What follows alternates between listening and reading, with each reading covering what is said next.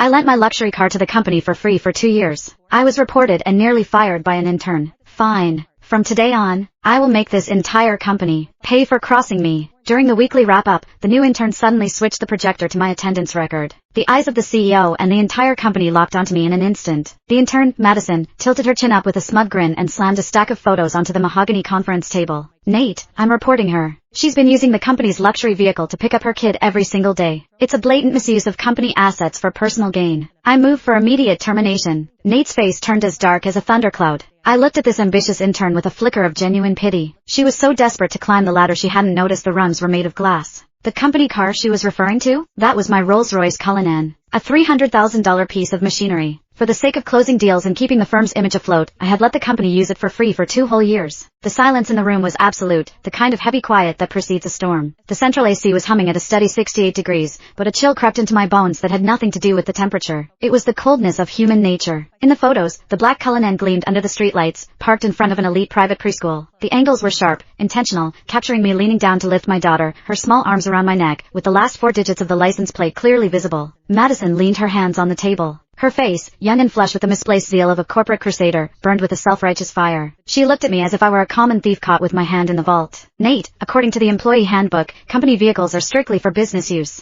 As a senior executive, Ms. Mercer shouldn't just be setting an example, she should be the standard. Instead, she's turned our most expensive client-facing asset into her personal nanny cam on wheels. School runs, grocery trips, weekend getaways. It's all here. Her voice was crisp, echoing off the glass walls. She clicked to the next slide, revealing a detailed Excel spreadsheet. I've done the math. Between the commute and the school runs, she's putting an extra 25 miles on the odometer daily. Between the fuel consumption of a V12 and the depreciation, we're looking at thousands in hidden costs every month. And that's not even counting the billable hours she's stealing from the company driver. She turned to the head of the table, Nathaniel Cross. Nate. Nate was my college classmate. He was the founder of this firm. In the early days, when he couldn't even cover payroll, I was the one who dipped into my savings to keep the lights on. Later, when we needed to project an image of success to land the big fish, my 5-year-old BMW didn't cut it. Without a second thought, I brought in the Cullinan I'd bought myself as a 35th birthday present, a car I'd owned for less than a month. I told him back then, take it. Use it. We need the clients to see we're already in their league. That temporary favor had lasted 2 years. I paid for the gas. I paid the insurance premiums. I covered the maintenance. Sometimes, when the driver was overwhelmed, I even drove to JFK myself to pick up VIPs. Everyone in this building knew that car was mine. Or at least, they should have. But looking at Nate now, there was no defense in his eyes. His brow was furrowed, his fingers drumming rhythmically on the table, a nervous habit he had whenever he was weighing his own interests against someone else's. Diana. Nate finally spoke. His voice was low, coated in a professional coldness that felt like a slap. The evidence Madison provided, is it true? I stared at him, my heart skipping a beat. Is it true?